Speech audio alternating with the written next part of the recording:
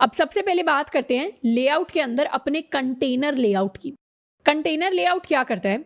Container layout are used to contain, pad and sometimes centre the content within them. Main website के ऊपर जाकर हम layouts में जाएंगे अपने कंटेनर लेआउट में।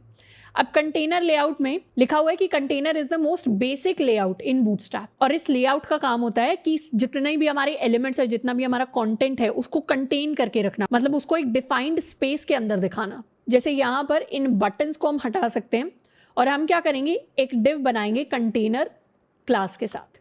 तो इस तरीके से कंटेनर क्लास के साथ डिव बना लिया। ये एक एमिट का शॉर्टकट है जिसको हम यूज़ कर सकते हैं, जिससे मैं कुछ भी एक डॉट करके क्लास नेम लिख सकती हूँ, एंड जब भी हम एमिट पर क्लिक करेंगे वो मुझे क्या करेगा, उसी क्लास नेम के साथ एक डिव क्रिएट करके दे देगा। तो एक शॉर्ट फॉर्म है चीज़ों को लिखने का। तो कंटेनर डिव के अंदर हम काफ़ी सारी चीज़ों को करने वाले हैं। जैसे मान लेते हैं सबसे पहले मैंने H2 हेडिंग बनाई एंड उसके अंदर हम लिखेंगे बूटस्ट्रैप डेमो। इसको कर लेते हैं सेव। एंड इसके साथ साथ हम एक पैराग्राफ बना सकते हैं जिसमें बहुत सारा हम टेक्स्ट लिखेंगे। लॉरम इप्सम इंटू 5 कर देते हैं, तो काफ़ी सारा टेक्स्ट मेरे पास डिस्प्ले होकर आ गया। इसको कर देते हैं सेव एंड रिफ्रेश। तो ये बहुत सारा मेरे पास कंटेन टेक्स्ट आ गया। अब एक छोटी सी चीज़ हम करने वाले हैं। अभी के लिए इस पूरे टेक्स्ट के ऊपर क्या है, कंटेनर डिव के अंदर ये सारा का सारा है। पर अगर कंटेनर इस डिव के अंदर से मैं क्लास कंटेनर हटा दूँ तो इस कंटेंट के साथ क्या होगा, सेव रिफ्रेश। तो ये कंटेंट अब पूरी की पूरी विड्थ तक जा रहा है। तो कंटेनर का क्या काम होता है, उस विड्थ को, उस कंटेंट को एक पर्टिकुलर सेट ऑफ विड्थ में कंटेन कर लेना।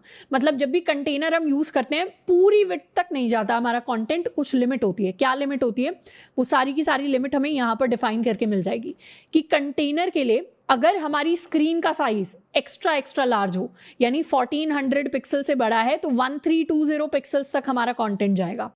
अगर 1200 पिक्सल्स है हमारी स्क्रीन का साइज या उससे बड़ा है तो 1140 पिक्सल्स तक जाएगा।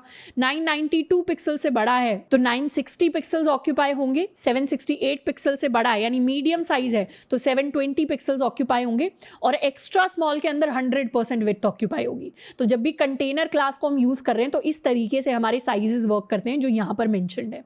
तो इसीलिए जब भी कंटेनर क्लास आएगी मेरा कंटेंट इतनी विड्थ को ऑक्यूपाई कर रहा होगा। अब इसके अलावा एक और छोटी सी चीज़ है जो बूटस्ट्रैप में हमने नोटिस की होगी कि अगर मैं इस बूटस्ट्रैप को यहाँ से हटा दूँ, इसको एक बार कमेंट आउट कर दूँ, तो मेरे इस पूरे पेज के ऊपर से जो भी स्टाइलिंग आई है वो हट जाएगी। अब ये कंटेनर वाला जो ये इसने पैडिंग या मार्जिन जो भी एक्स्ट्रा स्पेस साइड में छोड़ी है ये तो हटेगी। साथ के साथ एक और चेंज हम नोटिस करेंगे कि मेरे फॉन्ट का टाइप भी चेंज हो जाएगा। इसको जैसे ही मैं रिफ्रेश करूंगी मेरा फॉन्ट स्टाइल चेंज हो गया, क्योंकि बूटस्ट्रैप अपने साथ साथ एक पर्टिकुलर फॉन्ट स्टाइल के साथ आता है। बूटस्ट्रैप के अंदर अगर यूटिलिटीज़ वाले ऑप्शन में हम टेक्स्ट के ऊपर जाएं तो इसके अंदर टेक्स्ट के भी कुछ पर्टिकुलर सेट ऑफ स्टाइल हैं जो अवेलेबल हैं, एंड स्टाइल के अंदर हमें पता चलेगा कि ऑलरेडी कुछ फॉन्ट्स हैं जो बूटस्ट्रैप हमें ला कर दे देता है, और इन्हीं फॉन्ट्स के अकॉर्डिंग हमारा पेज जो है वो ट्रांसफॉर्म हो जाता है। तो ये तो नॉर्मल ब्राउजर के ऊपर जैसा पेज दिख रहा था वैसा दिख रहा था, पर जैसे ही बूटस्ट्रैप आ जाता है वो फॉन्ट स्टाइल तक चेंज कर देता है। तो इस तरीके से बूटस्ट्रैप को जब हम इंक्लूड करते हैं फॉन्ट स्टाइल चेंज होता है, फैमिली चेंज होती है, फॉन्ट साइज चेंज हो जाता है, फॉन्ट का वेट भी चेंज हो जाता है, क्योंकि पहले जो हेडिंग थी उसका वेट ज़रूरी नहीं है अब वाली हेडिंग के ही इक्वल हो। एंड इसके साथ साथ जैसे ही मैंने कंटेनर को इंक्लूड किया, इसने क्या किया, मेरे कॉन्टेंट के लिए जो विड्थ लग रही थी उसको भी चेंज कर दिया। हम चाहें तो इसे इंस्पेक्ट भी कर सकते हैं। इंस्पेक्ट करने से पहले एक बैकग्राउंड कलर दे देते हैं अपने पैराग्राफ को, या इनफैक्ट कंटेनर को ही एक बैकग्राउंड कलर दे देते हैं। कंटेनर को मैंने बैकग्राउंड कलर दिया येलो, सेव रिफ्रेश। तो इस तरीके से मेरा बैकग्राउंड कलर आ गया। अब देखते हैं इसका जो विड्थ है वो कब चेंज हो रही है। मेरी सेट विड्थ अराउंड 991 या 992 के आसपास पर चेंज हो रही है। तो जैसे ही मेरे स्क्रीन का साइज 992 पिक्सल्स को हिट करेगा वैसे ही मेरी स्टाइलिंग चेंज हो जाएगी। तो जैसे ही स्क्रीन साइज 992 पर जा रहा है वैसे क्या हो रहा है, विड्थ चेंज हो रही है। अब सेकंड बार चेंज कब आएगा, सेकंड बार चेंज एग्जैक्टली 768 पिक्सल्स पर आएगा।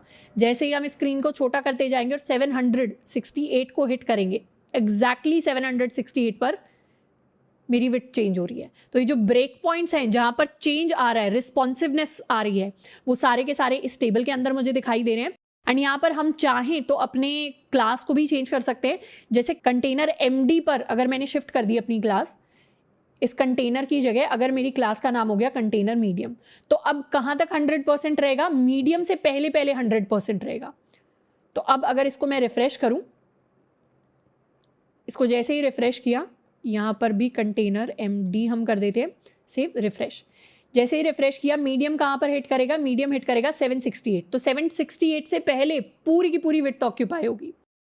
तो 768 से पहले अब पूरी विड्थ ऑक्यूपाई हो रही है एंड 768 के ऊपर विड्थ ऑक्यूपाई पूरी नहीं हो रही। तो जैसे इस पर आएंगे, अब मेरी पूरी विड्थ ऑक्यूपाई हो रही है, जबकि यहाँ पर सिर्फ अगर कंटेनर किया होता हमने इस तरीके से,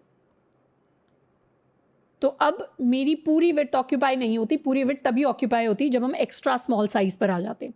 इसके अलावा एक और स्पेशल क्लास होती है हमारे पास, कंटेनर फ्लूइड। कंटेनर फ्लूइड के अंडर हमारी 100% विड्थ ऑक्यूपाई होती है हर केस में। तो हम इसको भी चेंज कर सकते हैं टू कंटेनर फ्लूइड, सेव।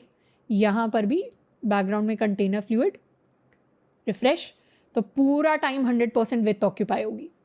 तो इस तरीके से हमारा जो लेआउट है, मतलब कितनी विड्थ ऑक्यूपाई कर रहा है हमारा कोई भी पीस ऑफ कंटेंट, उसको हम कंट्रोल कर सकते हैं with the help of container layout.